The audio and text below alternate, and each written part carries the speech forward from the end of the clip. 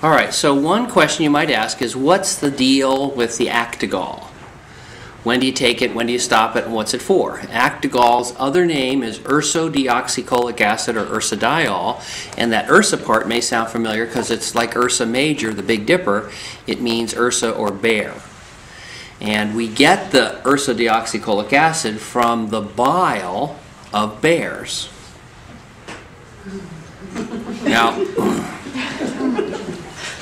for one funny story is that we actually had a patient who was, I guess, a pretty militant member of PETA, you know, the People for the Ethical Treatment of Animals. And when I mentioned that the Actigall was bile from a bear, she stood bolt upright in the back of the clinic and she was angry. You should tell people if you're using animal products, and you know, there are people who care about animals. And I said we actually, because I had, you know, jokingly said that we go out in the winter and find sleeping bears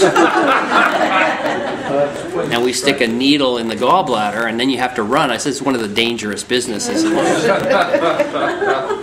She was red-faced. I said, well, I apologize. That was actually being, you know, I thought I was being clever and funny because we actually don't stick needles in bears. We found out how to make the chemical in a big chemical plant in Mexico or something like that.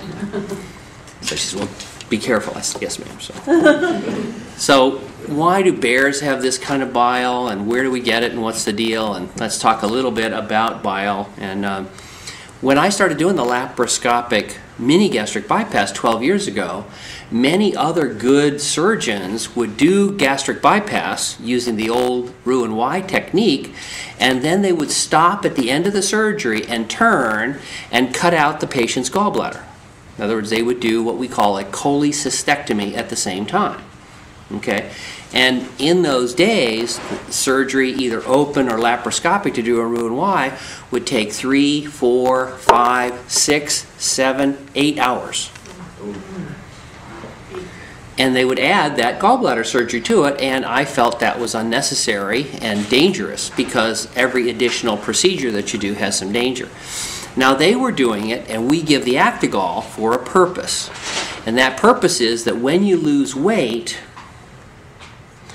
the character, the chemical nature of your bile changes. So even if you lose weight with diet and exercise, or on Jenny Craig, or one of any kind of diet program, that as you lose weight, the bile, which is a kind of a slippery, detergent-like substance, it's a lot like the detergent in your dishwashing liquid at home.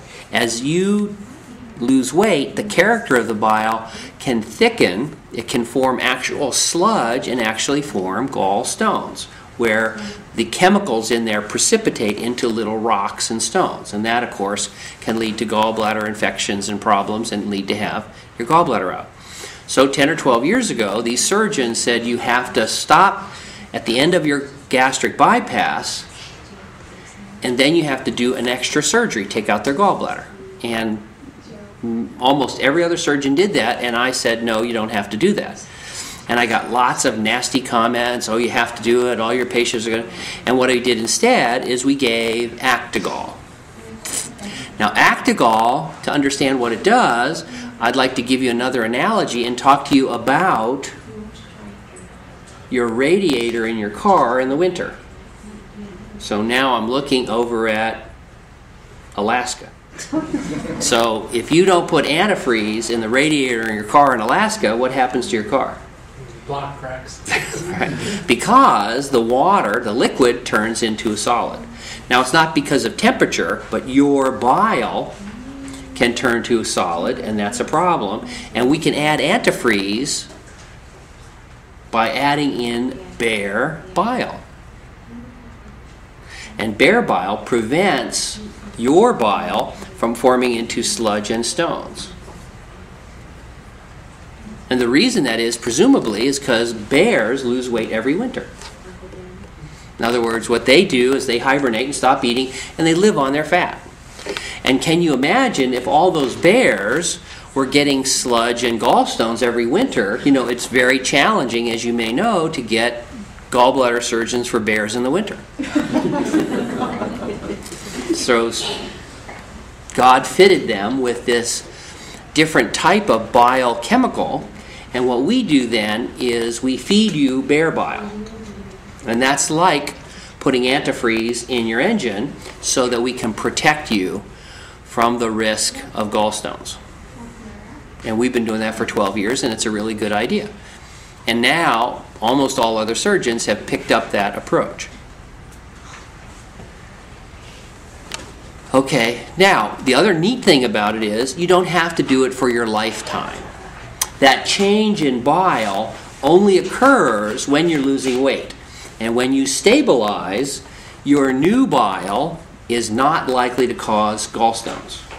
So what we recommend for our patients, back to your question, is that you take the bear bile or the ursodeoxycholic acid or the Actigall or the ursodiol for the first couple of months after surgery, and then you can stop it when you notice your weight loss is slowing down.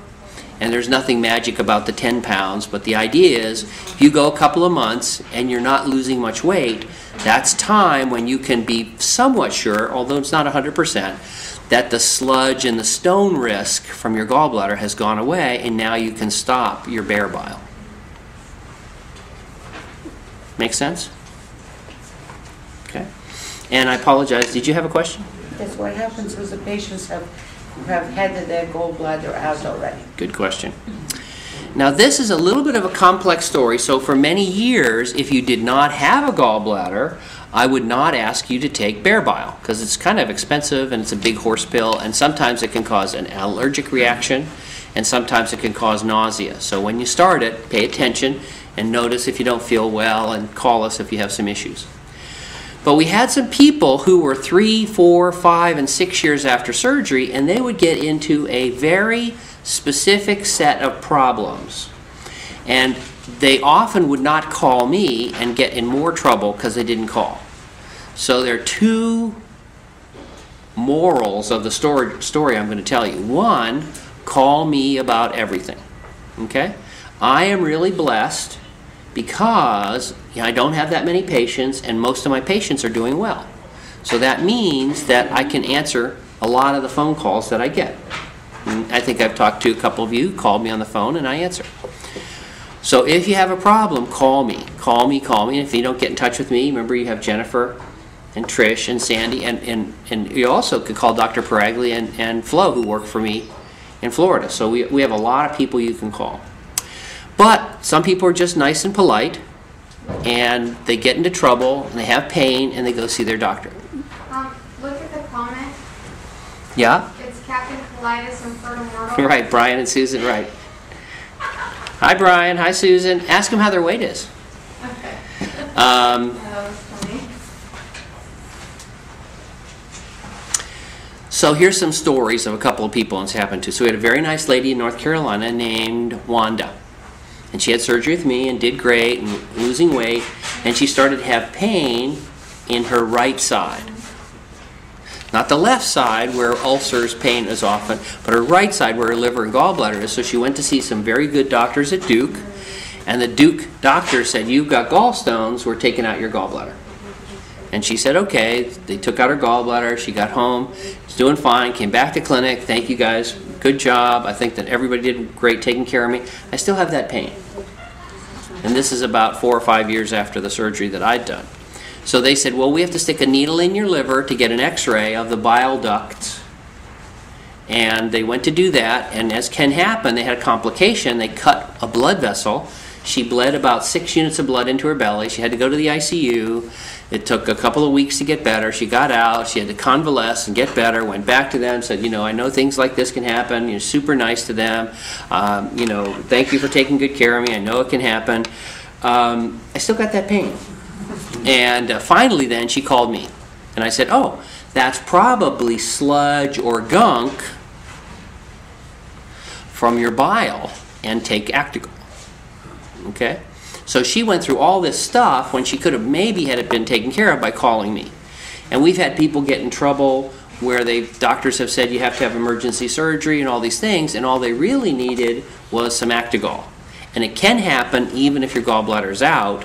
So now we recommend, even though it's very rare, that even if your gallbladder's out, take the Actigall. Brian is down 120. Whoa! Susan's down 80 and the baby's due August 2nd. Wow, yay! And they're having a boy. Oh, congratulations. Robert is a very good name. Okay, so does that answer your question? It's a little bit longer than you thought. We had this video of one patient, and she was talking about her experience that the surgery was good, and we had to stop asking Dr. Rutledge questions because he kept talking. So, other questions or anything else? No? Staples out? Yep. I guess I could turn off the video.